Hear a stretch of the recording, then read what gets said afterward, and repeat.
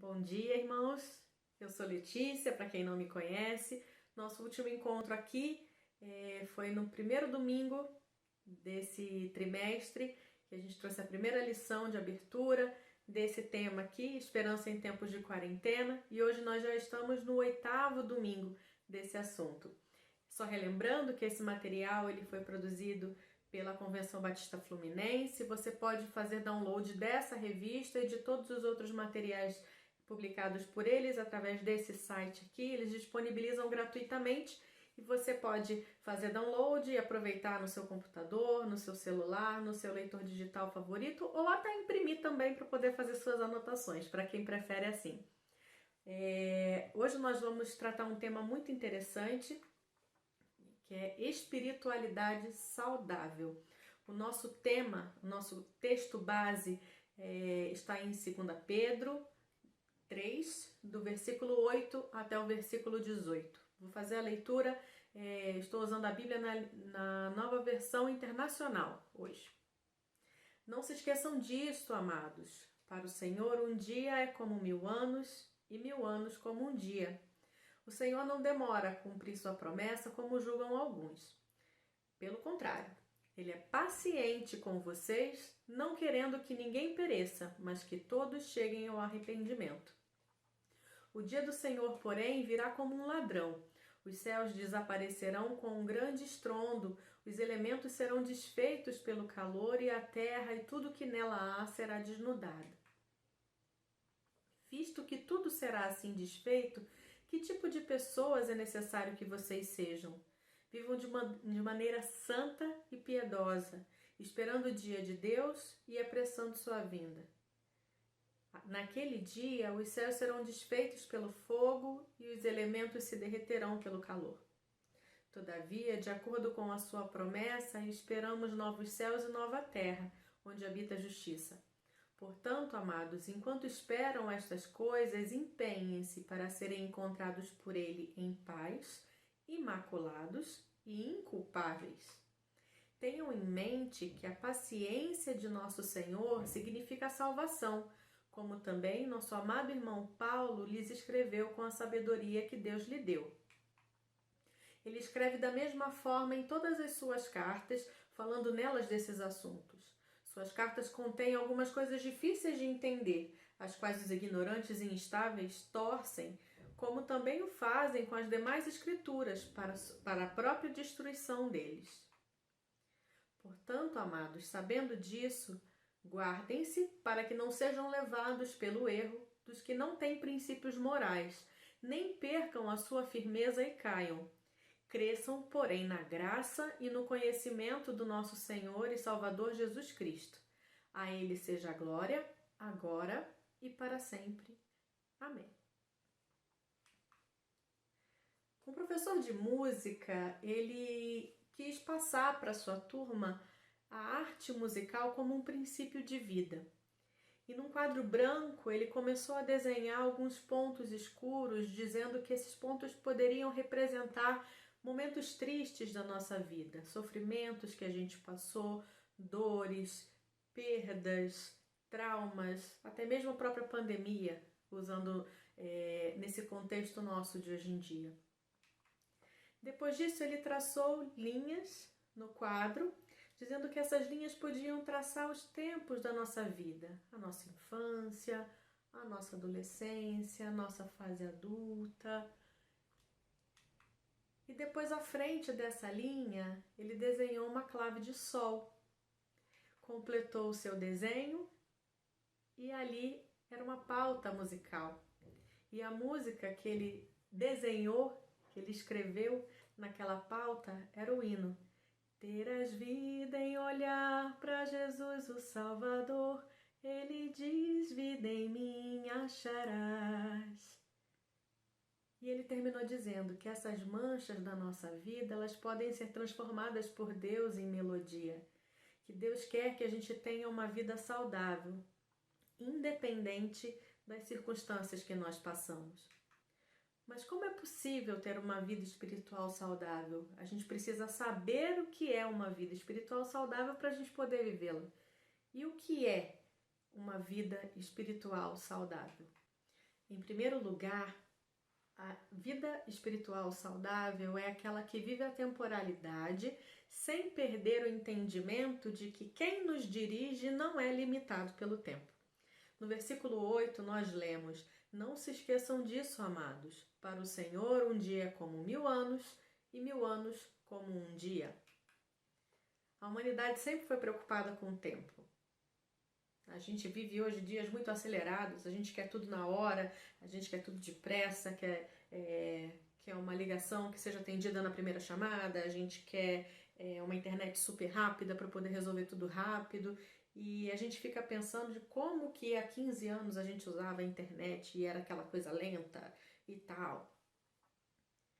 Mas hoje a nossa maior preocupação é quando que essa pandemia vai acabar. Em março foi declarada a pandemia. E a gente achava que até junho, no máximo, já tivesse passado tudo isso. A gente está acabando em agosto, já está terminando o mês de agosto, e a gente ainda está no meio disso tudo. E essa é a nossa preocupação, quando que essa pandemia vai acabar? Nos tempos de Pedro, também existia uma preocupação em relação ao tempo. O tema era outro. O tema nos tempos de Pedro era quando que Jesus vai voltar? As pessoas naquele tempo achavam que Jesus já deveria ter voltado, que estava demorando demais. E Pedro tenta explicar para eles que esse conhecimento do tempo, que essa determinação do tempo não compete a gente, que isso é responsabilidade e vontade do Senhor. Pedro tenta ensiná-los como lidar com o tempo, relembrando um assunto que já devia ter sido falado muitas vezes para eles, que era o texto do Salmo 90, versículo 4. Porque 1000 anos aos teus olhos são como o dia de ontem que passou e como a vigília da noite. Quando a gente lida com os propósitos de Deus, a questão de tempo é indiferente. O tempo, ele incorpora valores. O tempo nos ajuda a pensar, a refletir, a decidir. As nossas decisões, elas são resultados dos momentos que a gente vive. Mas a gente só consegue tomar boas decisões quando a gente usa esse tempo de maneira sábia, refletindo para poder fazer essas decisões. E a gente precisa ter em mente de uma maneira muito clara que o nosso tempo é bem diferente do tempo de Deus. A gente tem uma visão super limitada. Deus não. Eu brinco muito com os jovens, eu já contei para eles algumas vezes a história que eu ouvi de um pastor lá do Rio de Janeiro. Ele diz que ele saiu com a filha para passear e toda hora ela pedia alguma coisa, né? E ele, calma, mas ele já saiu de casa com um plano na cabeça do que fazer com ela.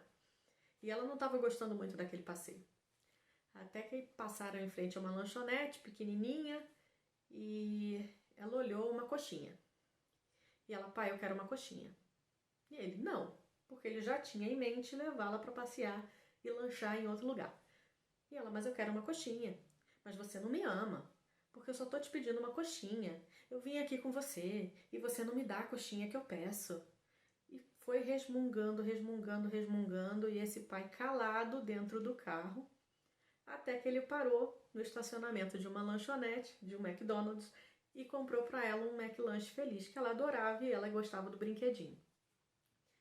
E quando chegou lá, ele falou para ela, falou, tá vendo?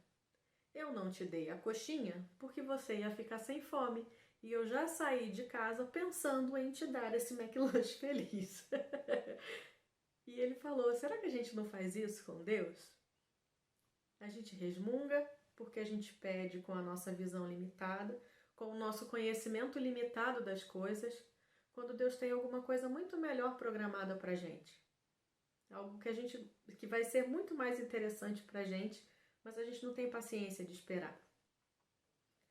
A pandemia nos surpreendeu, mas Deus não foi pego de surpresa. Ele sabe de tudo. Ele tem controle de tudo. Ele é Senhor de tudo e de todos. Ele é Senhor da história. Nada foge do domínio de Deus, nada foge à sua força, à sua autoridade, ao seu poder. A gente pode se perguntar, quanto tempo ainda mais vai durar a pandemia? Não compete a nós saber. compete a nós lembrar e repetir que Deus é o Senhor do tempo e da história. Ele dirige a história, ele não a determina, mas ele intervém quando é do seu agrado. E para tudo ele tem uma finalidade, ele tem um propósito definido dentro da história. Deus nunca perdeu, nunca perde e nunca perderá o controle do tempo e da nossa vida. E a gente precisa ter isso na nossa mente gravado, porque compreender que o tempo é de Deus renova a nossa esperança em tempos de crise como os que a gente tem vivido atualmente.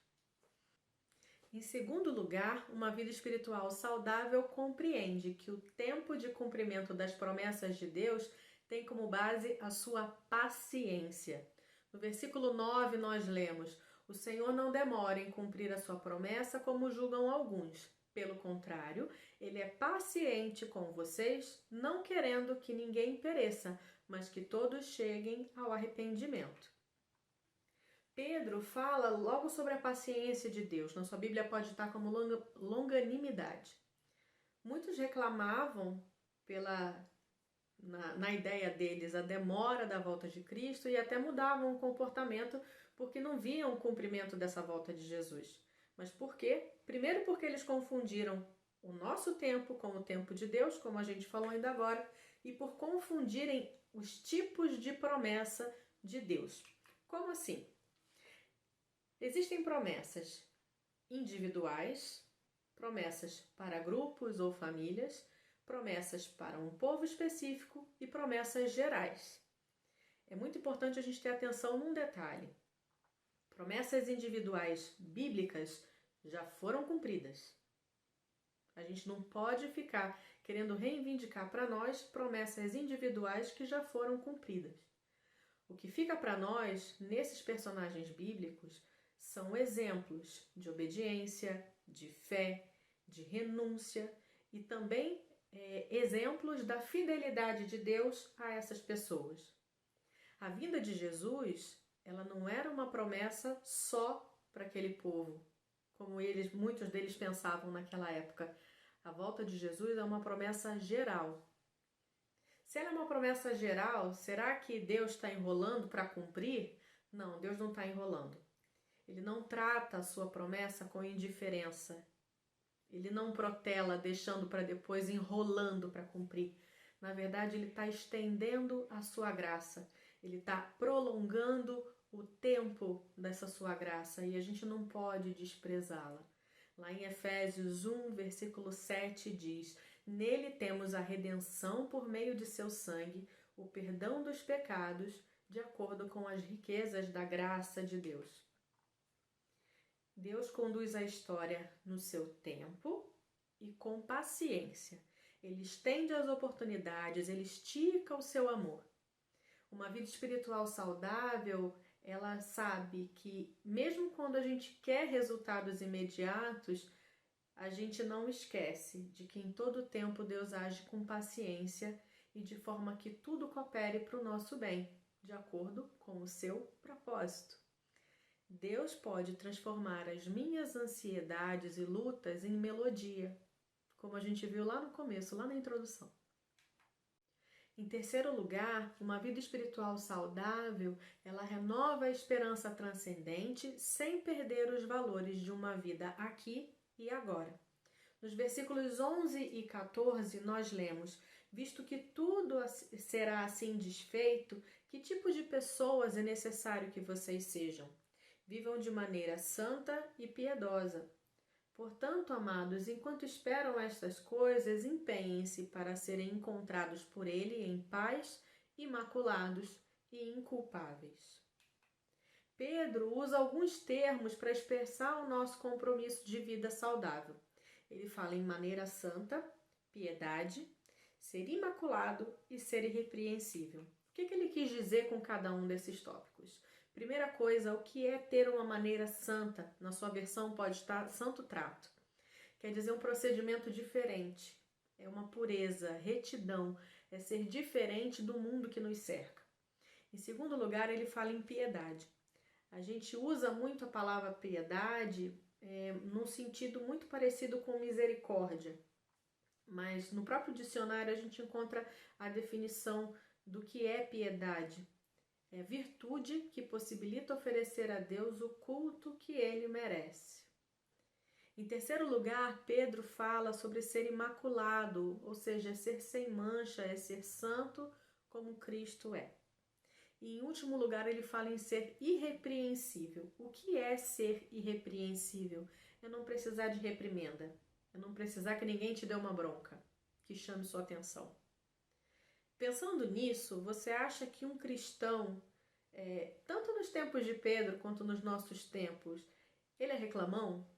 Ele fica resmungando naquela época porque Jesus estava demorando para voltar e na nossa época resmungando porque a pandemia não está acabando? Não. Um cristão repreensivo, ele vive dignamente aqui, mas sabendo que a justiça verdadeira e absoluta a gente só vai ter na eternidade. Quando eu procurei uma imagem para colocar no fundo desse tópico, como fundo de slide, eu encontrei essa foto das crianças do coral Watoto. Eu não sei quantos de vocês já tiveram oportunidade de ouvir falar nessas crianças ou de ouvi-las cantar, seja ao vivo, eles estiveram em Campo Grande não tem muito tempo, ou então pela internet. Caso você nunca tenha visto e tenha interesse, você pode encontrar ou no YouTube bastante coisa sobre eles, ou então nesse site daqui, que é o site da instituição.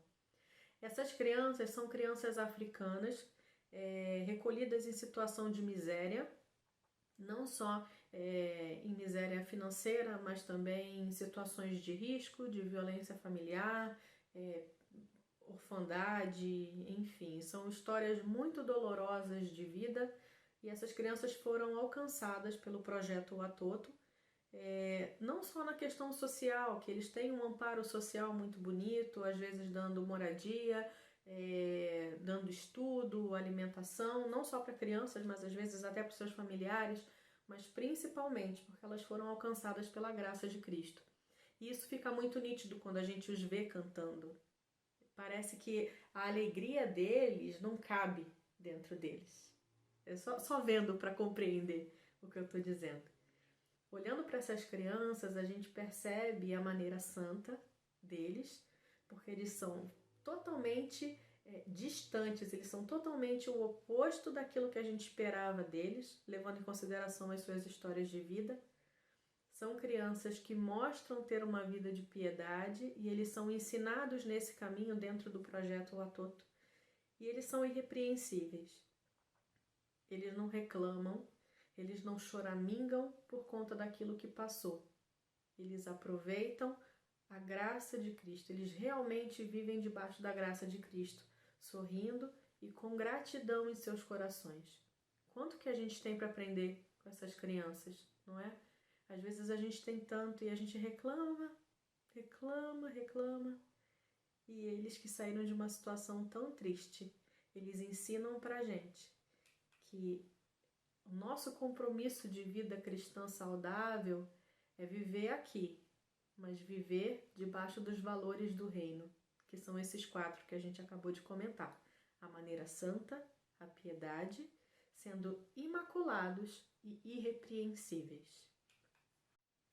Em quarto lugar, uma vida espiritual saudável tem um compromisso íntegro e coerente com as Escrituras. No versículo 16 diz assim: ele escreve da mesma forma em todas as suas cartas, falando nelas desses assuntos. Suas cartas contêm algumas coisas difíceis de entender, as quais os ignorantes e instáveis torcem, como também o fazem com as demais escrituras para a própria destruição deles. Pedro fazendo referência aos escritos de Paulo, né? Da mesma forma que o nosso corpo precisa de uma alimentação saudável, o nosso espírito também precisa de uma alimentação saudável. E essa alimentação saudável para o espírito vem a partir do estudo da palavra de Deus. Não é você ler de ponta a ponta. Não é você ler. Eu ouvi uma vez um pregador dizendo que a Bíblia não é um livro para ser lido. Realmente. Ela é um livro para ser estudado, meditado. E principalmente, além de ler, estudar e meditar, é preciso obedecer a palavra. Obedecer a palavra, usar a palavra como alimento espiritual, nos evita de pecar, nos faz crescer. Tem uma musiquinha infantil que eu cantei quando eu era criança e hoje a gente canta com a Mariana aqui em casa. Eu leio a Bíblia e faço oração se quiser crescer. E na segunda parte diz, quem não ora e a Bíblia não lê, hoje eles falam não irá crescer. Quando eu era criança dizia diminuirá. A palavra, ela protege a nossa alma e o coração. Ela nos fortalece nas lutas e tentações. Acontece que tem um risco muito grande que Pedro alerta. A gente precisa ter muito cuidado com as interpretações sem noção. Falando abertamente. Muita gente começa a interpretar a Bíblia do jeito que bem entende. E tem cada loucura. A gente só consegue filtrar o que está dentro da mensagem da Bíblia se a gente conhecer o contexto. E isso é preciso que você estude para você identificar. A mensagem da Bíblia ela é muito clara, não precisa dar muita volta. Jesus veio ao mundo de maneira tão simples. Ele não veio entre os grandes sábios. Ele veio ali, entre os humildes, na manjedoura. A mensagem da Bíblia é muito simples. A gente precisa entender que não é a pandemia que vai interpretar as Escrituras. As nossas experiências não interpretam as Escrituras. A palavra interpreta as nossas experiências. A gente pode encontrar na palavra consolo, alento, orientação para tudo na vida. Ela nos interpreta, não a nossa vida interpreta as Escrituras. Lembra disso. Em quinto lugar, a vida espiritual saudável, ela sempre redireciona seu foco de vida e conhecimento na pessoa de Jesus. Na primeira parte do versículo 18 diz: cresçam, porém, na graça e no conhecimento de nosso Senhor e Salvador Jesus Cristo. Há muito tempo atrás eu ouvi uma história de um pescador, bem idosinho, muito humilde, sem estudo, que precisou levar um homem muito letrado, um doutor, de barco para uma ilha. E nesse trajeto, esse doutor tentou diminuir o pescador por conta do seu conhecimento. E ele falava, o senhor conhece Aristóteles, o senhor conhece Platão, o senhor conhece não sei quem. E ia falando o nome de grandes pensadores, grandes teorias. E o pescador sempre balançando a cabeça, dizendo que não. Até que vem um vento forte e vira esse pequeno barco. E quando os dois caem na água, o pescador olha para aquele doutor, para aquele homem tão letrado, e pergunta, o senhor sabe nadar?